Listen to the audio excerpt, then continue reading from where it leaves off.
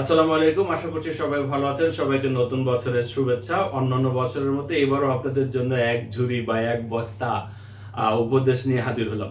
তো আমি সাধারণত বলি যে নতুন বছরটা শুরু হবে ভিন্ন একটা প্ল্যান নিয়ে, অর্থাৎ বিগত বছরগুলোতে যে ভুলগুলো আমাদের ছিল সেই ভুলগুলোকে সংশোধন করে নতুন বছরে নতুন প্ল্যান করে আহ, আগানোর কথা সবসময় বলে থাকি।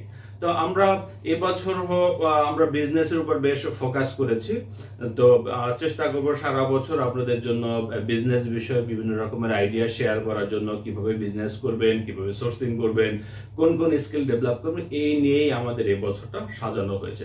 তো আমি আসলে আপনাদের কিছু ভুল ধরিয়ে দেওয়ার চেষ্টা করছি। ভুলগুলো এরকম যে আপনাদের অনেককেই যদি আমি প্রশ্ন করি যে আপনারা কি নতুন বছরের প্ল্যান সাজিয়েছেন কিনা, অনেকেই বলবেন হ্যাঁ আমি প্ল্যান সাজিয়েছি। তারপরে যদি বলি যে প্ল্যানগুলো কবে থেকে এক্সিকিউট করবেন, এই বছর থেকেই হয়তো এক্সিকিউট করব, এরকমই অনেকে বলবে।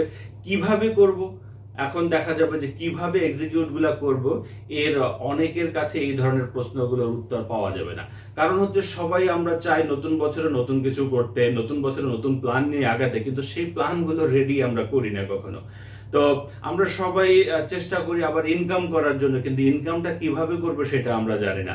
অর্থাৎ সঠিক প্ল্যান বা সঠিক গন্তব্য আমরা আমাদের কেরিয়ারে আমরা রাখি না। যদি আমাদের জীবনের কেরিয়ার গুলো নিয়ে আমরা চিন্তা ভাবনা না করি, সঠিক প্ল্যান না করি, সেই ক্ষেত্রে দেখা যাবে যে আমরা যত কিছু চিন্তা ভাবনা করি না কেন, চিন্তাগুলো আসলে বুকের ভিতরেই থেকে যাবে বা মাথার ভিতরে থেকে যাবে, কিন্তু এর কার্যকর কোনো ফল আসবে বলে আমরা মনে করি না। তো সেই জন্য আমরা যারা এখন পর্যন্ত নতুন বছরের প্ল্যান করেননি, তাদের জন্য থাকবে এরকম যে আগামী 6 মাস পরে আপনি কি করতে যাচ্ছেন বা আগামী 6 মাস পরে আপনি কি হতে যাচ্ছেন।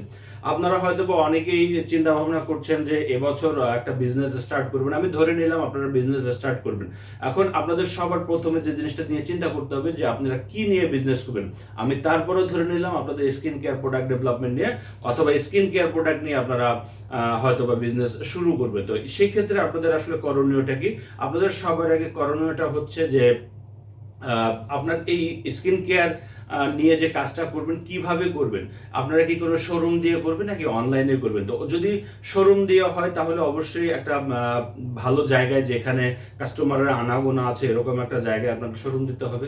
অন্যদিকে যদি অনলাইন ভিত্তিক চিন্তা ভাবনা করেন তাহলে আপনাকে অবশ্যই একটু ভিন্নভাবে চিন্তা ভাবনা করতে হবে।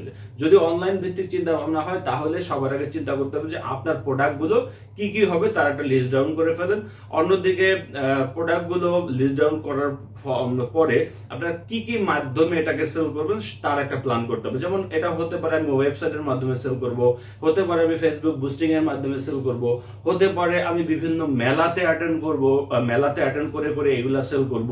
এ ধরনের অনেক কিছু বিষয় আসতে পারে। তো এগুলো আমি বলবো কি প্রতিটা বিষয় খাতায় লিখে ফেলেন।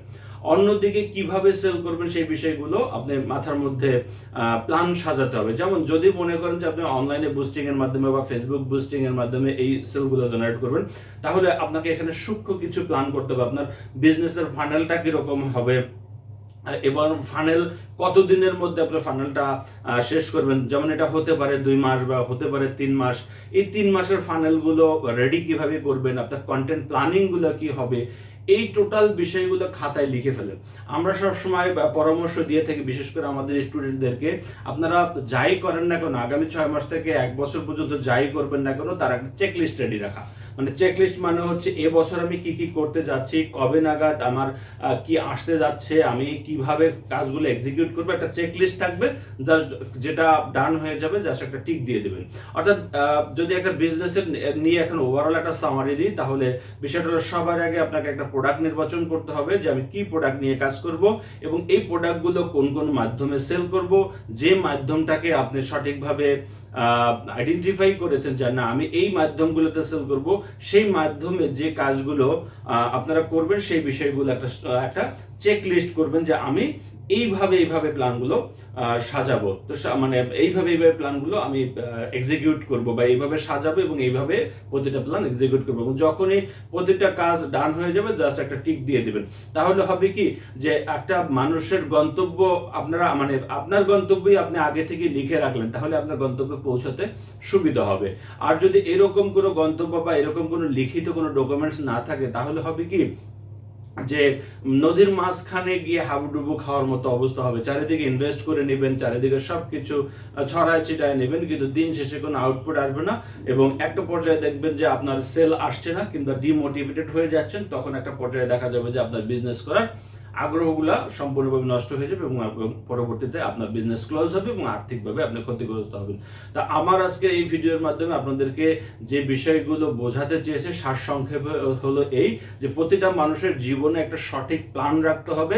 যারা 2024 সালে প্ল্যানটা রেডি করেননি, তারা আজকের মধ্যে এই প্ল্যানগুলো রেডি করে একটা চেকলিস্ট রেডি করে সেই চেকলিস্ট ধরে ধরে সামনের দিকে আগানোর চেষ্টা করুন। আশা করছি যে এই চেকলিস্টের মাধ্যমে আপনারা সঠিক একটা গন্তব্যে পৌঁছাবেন এবং এখান থেকেই আপনাদের বিজনেসগুলো এস্টাবলিশ হবে বলে আশাবাদী। তো সবাই ভালো থাকবেন, সবার জন্য শুভকামনা। নতুন বছরে নতুন কিছু হোক, আপনাদের সফলতা কামনা করি সবসময়। তো ভালো থাকবেন, সুস্থ থাকবেন। আল্লাহ হাফেজ।